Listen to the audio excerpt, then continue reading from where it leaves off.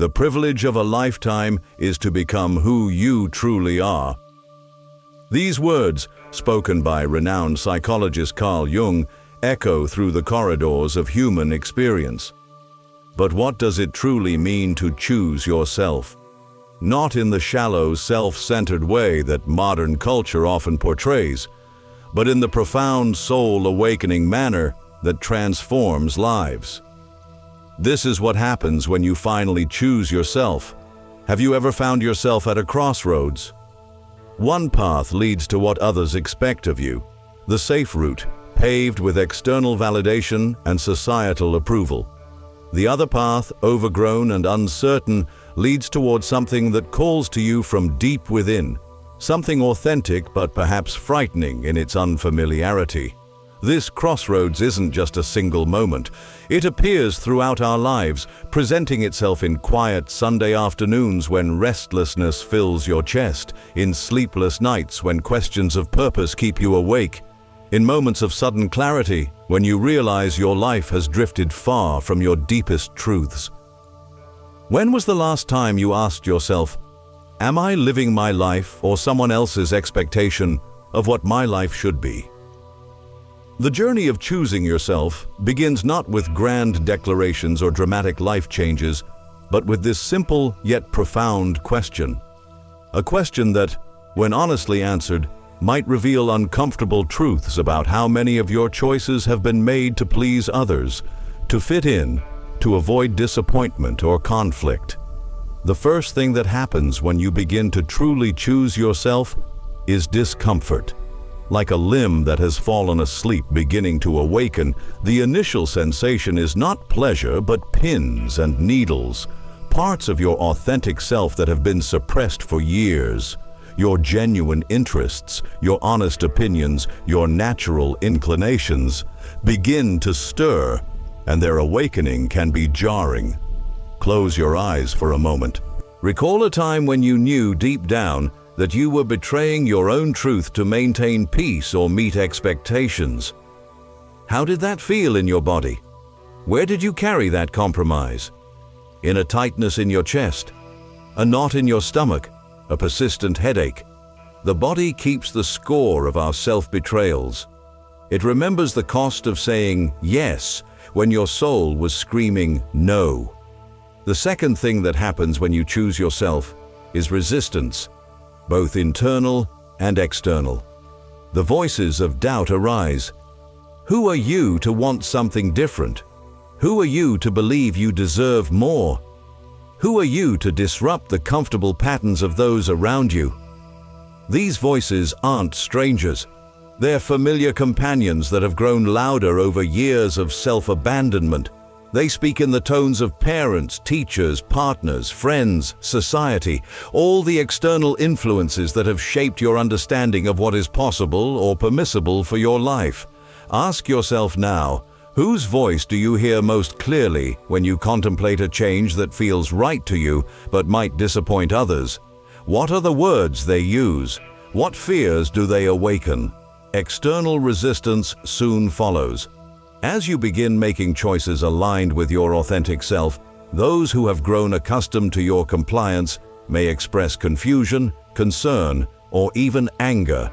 This isn't because they wish you harm. Often they genuinely believe they know what's best for you. Their resistance stems from the disruption your growth creates in the system they've grown comfortable navigating. Have you experienced this pushback when making an authentic choice? The raised eyebrows, the concerned questions, the subtle or not so subtle attempts to guide you back to the familiar path. But then, something remarkable begins to happen. As you continue choosing yourself, setting boundaries, expressing genuine preferences, pursuing interests that light you up from within, a new sensation emerges: relief. The exhaustion of perpetual self-betrayal begins to lift. Energy previously spent maintaining a facade becomes available for creativity, joy, and genuine connection. Think about a time you finally honored your truth in a situation. Perhaps you declined an invitation you would normally accept out of obligation. Maybe you expressed an opinion that differed from the group consensus. Or perhaps you pursued an interest that others found puzzling or impractical. How did it feel afterward? Beneath any initial anxiety, did you sense a lightness, a rightness, a return to yourself? This relief is your body's wisdom confirming you're on the right path. The body, free from the tension of pretense, responds with gratitude. The next phase of choosing yourself involves discernment. Not every impulse or desire represents your authentic self. Some are reactions to wounds, expressions of unprocessed trauma, or attempts to fill voids with external validation. Choosing yourself means learning to distinguish between authentic callings and compensatory behaviors. Consider a current desire or goal you're pursuing. Close your eyes and imagine achieving it. Now ask yourself, does this achievement bring a sense of peaceful rightness or a frantic relief? Does it feel like coming home to yourself or escaping something you fear? Does the desire itself feel clean and clear or murky and compulsive? This discernment isn't a single event, but an ongoing dialogue with yourself. It requires creating space for the quiet voice of authenticity that speaks not in shoulds and musts, but in a gentle knowing. As you continue choosing yourself, your relationships begin to transform. Some may fall away, not always because of conflict, but sometimes through the natural distance that grows when paths diverge. This can bring grief, even when you know it's necessary. But other relationships deepen. When you show up authentically, you create space for others to do the same. The connections that remain or newly form around your authentic self possess a quality impossible in relationships built on pretense: genuine intimacy. Reflect on your closest relationships. In which ones do you feel most fully yourself? What qualities do these relationships share? How might choosing yourself more consistently affect these connections? Perhaps the most profound transformation comes in your relationship with adversity. When you're living inauthentically, challenges often feel like personal affronts, unfair obstacles between you and the validation you seek. But when you're aligned with your true self, challenges become opportunities for growth and refinement, rather than threats to your identity. Think of a current challenge you're facing. If you approached it not as something standing between you and external validation, but as an opportunity to express and develop your authentic strengths, how might your relationship to this challenge change? The choice to become who you truly are is not made once but thousands of times in moments large and small. It happens when you speak a difficult truth, when you pursue what genuinely interests you despite its impracticality, when you allow yourself to feel what you actually feel rather than what you should feel. This doesn't mean the path becomes easy. Choosing yourself isn't about avoiding difficulty. It's about ensuring that the difficulties you face are your own, aligned with your deepest values, in service to your authentic becoming rather than someone else's expectations.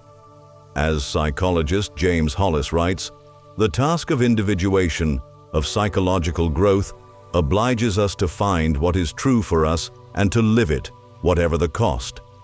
This cost is real. It may include disapproval, uncertainty, and the grief of outgrown relationships. But the cost of not choosing yourself is far greater. A life unlived, a self unexpressed, a persistent sense that some essential truth has been betrayed. Take a moment now to listen to your life. What is it asking of you? Where have you been refusing your own deepest knowing? What small step toward authenticity feels both frightening and right? When you finally choose yourself, you discover that what you've been seeking was never out there in the approval of others or the achievement of external markers of success. It was always within, in the alignment between your outer choices and your inner truth, in the integrity of being who you actually are. This is not selfishness, but its opposite. By becoming whole, you offer the world your unique gift rather than a diluted version shaped by fear and conformity. In choosing yourself, you choose what you can uniquely contribute. So I ask you now, what would choosing yourself look like today? Not someday in an imagined future when circumstances are different, but today in some small but significant way. The privilege of a lifetime is to become who you truly are. Not who you should be, not who others need you to be, but who you in your inmost being already are. The journey begins with a single authentic choice, and then another, and another. What will you choose? There comes a moment in life when the confrontation with oneself becomes unavoidable. Can you recall the last time you truly faced yourself? These moments often arrive unexpectedly, during a sleepless night when the house is quiet, in the pause between meetings when the mind briefly settles, or perhaps in the reflection caught in a store window while passing by. Close your eyes for a moment. Where are you when your mind becomes most clear?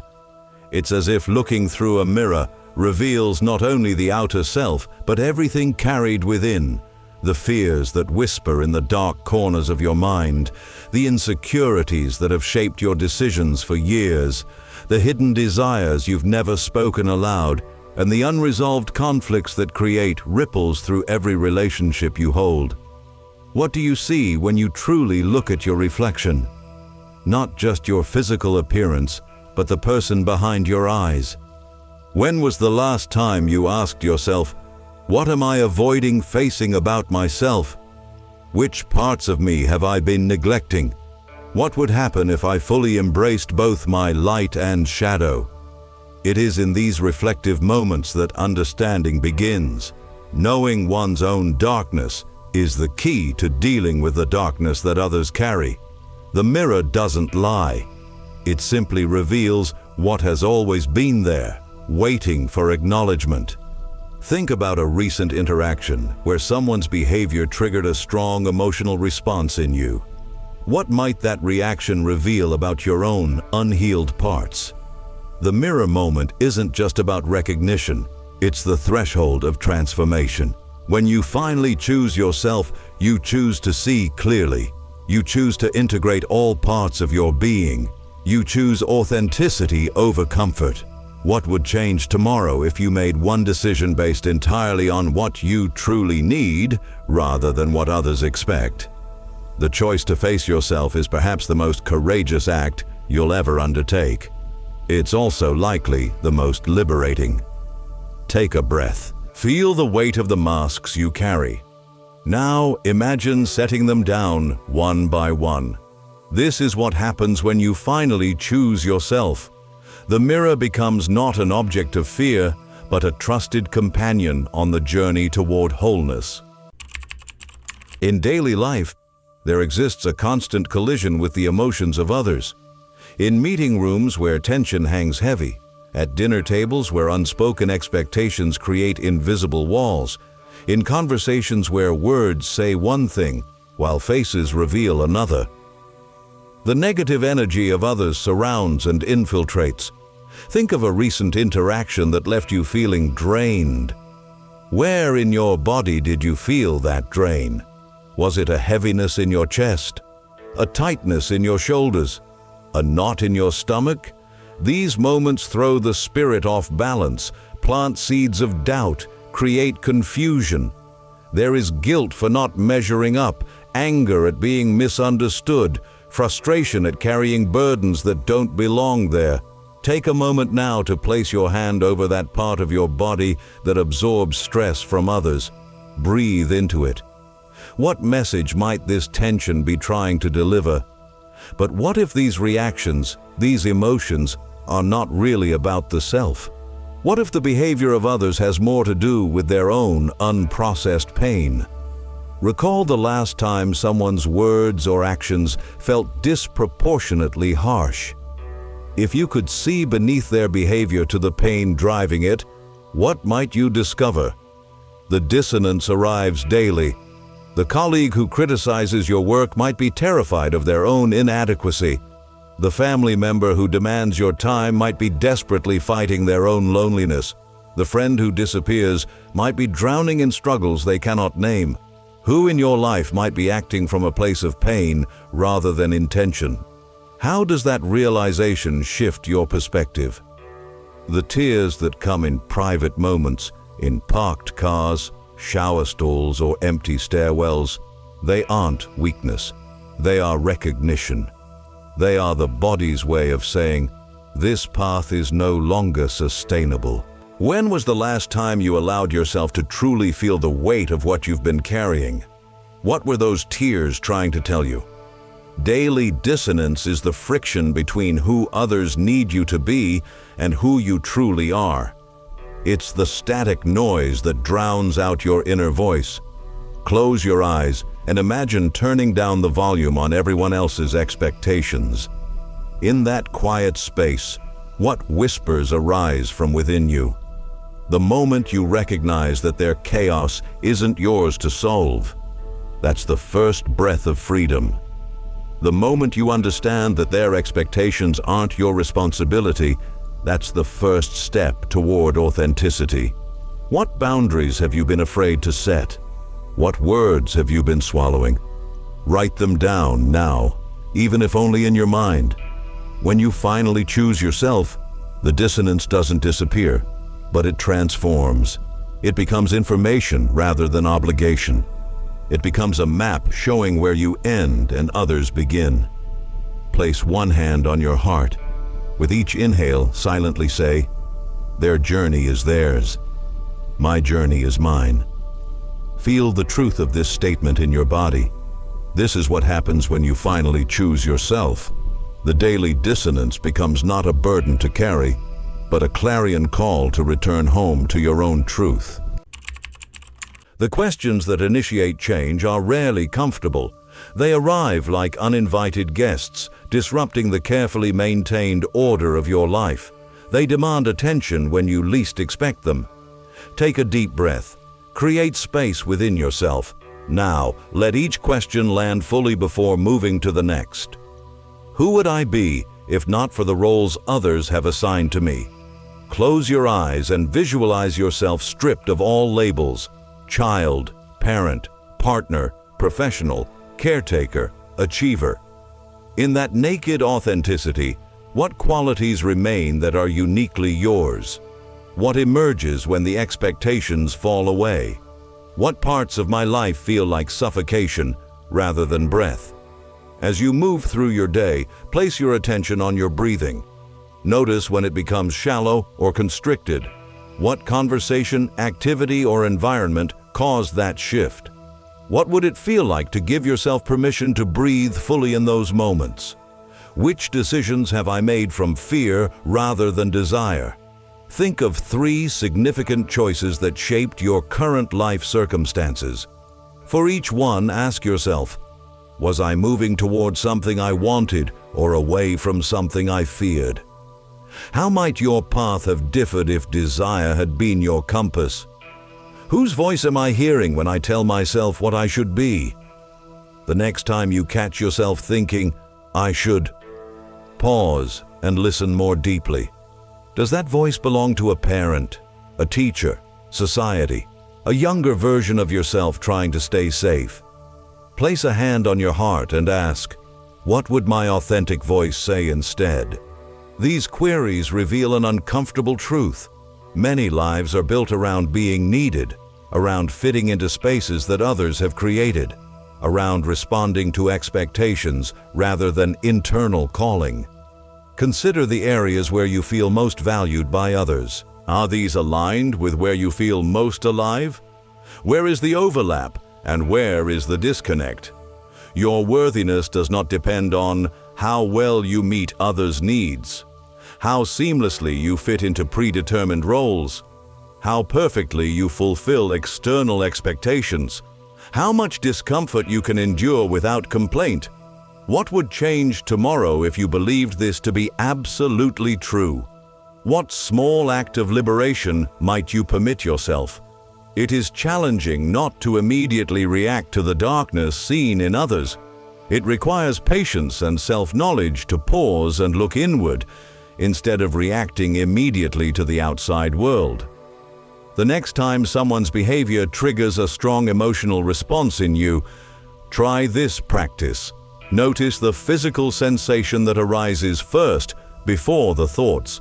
Place your attention there and silently ask, what old wound of mine is being touched? Breathe into that space with compassion. Only then, decide how to respond. But when this happens, when internal processes are acknowledged and given space, dealing differently with the frustrations and negativity of others becomes possible. Think of a recurring difficult interaction in your life. How might it transform if you approached it having already attended to your own emotions first? The uncomfortable questions are not enemies. They are lanterns illuminating the path to authenticity. Each question answered truthfully is a step toward choosing yourself. Which uncomfortable question resonates most deeply with you right now? Can you sit with it for 3 full minutes without seeking an immediate answer? Can you allow it to work on you rather than you working on it? This is what happens when you finally choose yourself. The questions that once threatened your carefully constructed identity become the very tools that reveal your truest self. The journey toward choosing oneself rarely begins with grand gestures. It starts with small moments of rebellion against self-imposed prisons of people-pleasing. Think of the last time you said yes when everything inside you was screaming no.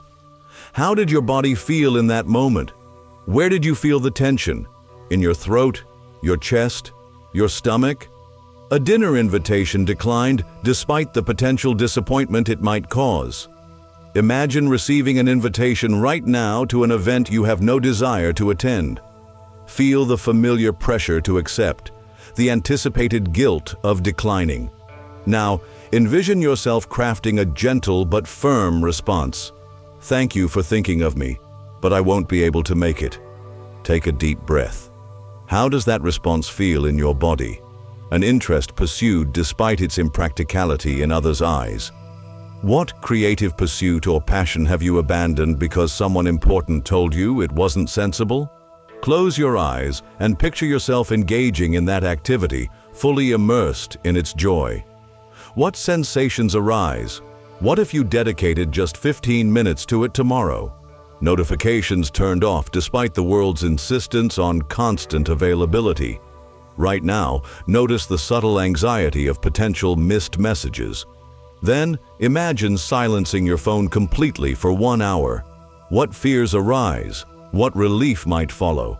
What part of yourself might you rediscover in that quiet, a holiday gathering missed despite the weight of tradition demanding presence?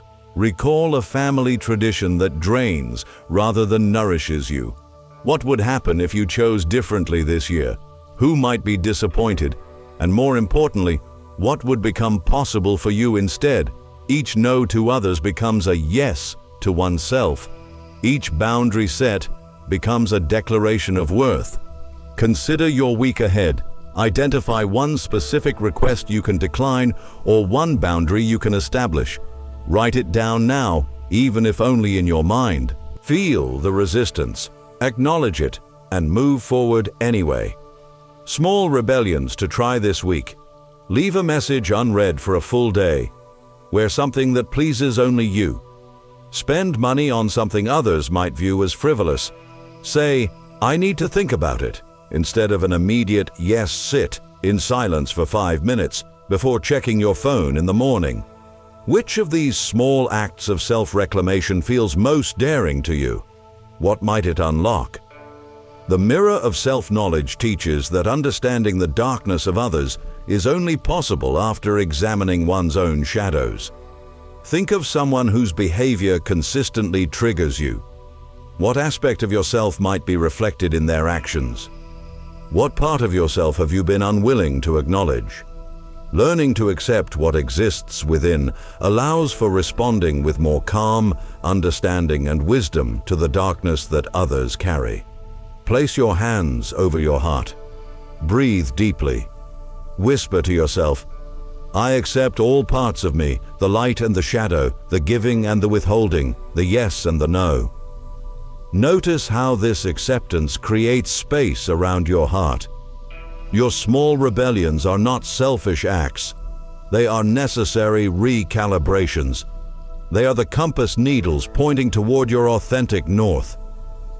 What is one small rebellion you will commit to today? Speak it aloud, even in a whisper. Feel the power of declaring your intention. This is what happens when you finally choose yourself. The small rebellions accumulate into a revolution of self-worth, creating not just a different life, but a different way of being alive. "You've changed," comes the accusation across tables, through phone lines, in text messages marked with periods rather than exclamation points. These words carry disappointment and something else. Fear, perhaps. Fear that change in one might require change in all.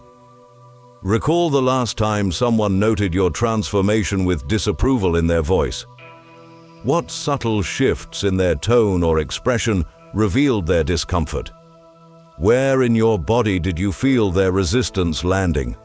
The familiar pang of guilt arises, the urge to apologize and revert to old ways. The discomfort of disappointing others remains powerful, a gravitational pull toward former selves. Place your hand on your chest. Feel your heartbeat.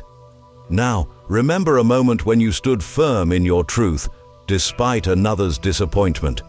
Notice the sensations that arise, perhaps heat in your face, tightness in your throat, or trembling in your hands. Breathe slowly into those sensations. This is the physical manifestation of growth. When one begins to choose oneself, not everyone understands. Some relationships do not survive the transformation. Consider your inner circle. Who celebrates your evolution? Who seems threatened by it?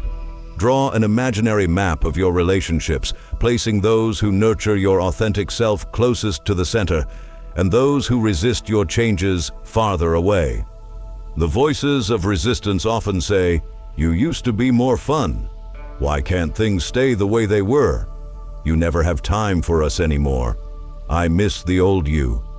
What specific phrases have you heard that attempt to pull you back to your former self? Speak one aloud now, then respond to it with the truth of why you've changed. Feel the power in your voice as you explain without apology.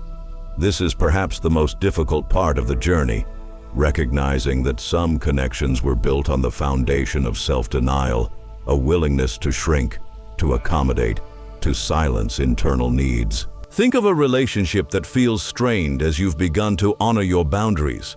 What unspoken agreement have you broken? What role are you no longer willing to play? Allow yourself to grieve what is changing, even as you affirm your right to change. The privilege of becoming one's true self comes with a price. It demands facing the loss of what was built on the foundation of pretense. Close your eyes and visualize yourself standing at a threshold. Behind you lie the comfortable patterns that others recognized as you. Before you stretches the unknown territory of authenticity. What must you leave behind to step forward? What treasures might await that could never have existed in the old landscape? For every relationship that cannot withstand your authenticity, there are others waiting to be formed on stronger foundations. Imagine meeting someone who knows only your authentic self, who has never met the version of you that said yes when you meant no, that swallowed your truth to keep peace, that made yourself smaller to make others comfortable. What would that relationship feel like? How would conversations flow differently? The resistance you face is not evidence that you should turn back. It is confirmation that you are truly changing. The next time you encounter resistance to your evolution, try this practice. Acknowledge the discomfort, theirs and yours. Take 3 deep breaths before responding. Remind yourself, their reaction belongs to them, not to me. Choose a response that honors your journey without diminishing theirs. The path of authenticity is rarely smooth, but each step taken in alignment with your truth makes the next step clearer. What is one boundary you can maintain today, even in the face of resistance? Speak it as an I statement. I will. Feel the ground beneath your feet as you declare your intention. This is what happens when you finally choose yourself. The resistance you encounter becomes not an obstacle to overcome, but a compass pointing toward your deepest growth. When you finally choose yourself, you create waves that extend far beyond your personal shore. Your decision to honor your truth doesn't just transform your life. It creates a profound ripple effect that touches everything and everyone around you. The permission of authenticity. Your authenticity becomes a silent permission slip for others. When they witness you standing in your truth, setting healthy boundaries, and honoring your needs, they see a possibility they perhaps never considered for themselves. Your journey whispers to them, this path exists for you too. The language of boundaries. The boundaries you set teach others how to treat you, yes, but they reveal something far more significant. They demonstrate that self-respect isn't selfish. It's the foundation upon which all meaningful connections are built. True relationships thrive not despite boundaries, but because of them, the beautiful imperfection. Remember that this journey isn't linear. There will be days when old patterns resurface, when the familiar pull to please others temporarily overwhelms your resolve. But notice how these moments grow fewer with time, how the path to your authentic self becomes clearer with each step forward, how the voice of your truth strengthens with each choice. Your turn to reflect. When was the last time you chose yourself? What happened as a result? How might choosing yourself today create positive ripples in your relationships tomorrow? What's one small boundary you could set this week to honor your authentic self? What permission are you waiting for that you could give yourself right now? Remember, the most powerful changes often begin with the quietest decisions, the ones we make when we finally turn toward ourselves with the same kindness we've been offering everyone else. What would fundamentally shift if authenticity became the cornerstone of your existence? If the weight of others' expectations suddenly lifted from your shoulders? If you claimed full ownership of your path, your choices, and your inner truth? Consider for a moment. How much of your daily life is guided by what you truly want versus what you believe others expect of you? Reframing discomfort. What if we've misinterpreted the signs all along? What if the discomfort that comes with speaking your truth, the relationships that shift when you set boundaries, the periods of profound inner struggle, what if these aren't warning signals to retreat, but rather the necessary growing pains of becoming whole? Pause and reflect. When have you experienced difficulty that later revealed itself as necessary transformation? The emergence. This is what happens when the choice to honor yourself finally occurs. Freedom doesn't just appear. It emerges organically from the soil of authenticity. Strength reveals itself not in invulnerability, but in the courage to be seen fully. The space once filled with obligation transforms into room for connections based on truth. Rather than expectation, life no longer feels like a performance, but rather an expression of something deeply genuine. Ask yourself, where in your life are you still performing rather than being? The ongoing practice. The journey of choosing yourself never truly ends. It isn't a destination you reach once and remain at permanently. Rather, it's a practice, a daily commitment to honoring your truth, even when it would be easier not to. But with each authentic choice, each moment when you express what's genuinely true for you instead of what's expected, you move closer to what Carl Jung described as the privilege of a lifetime, becoming who you truly are.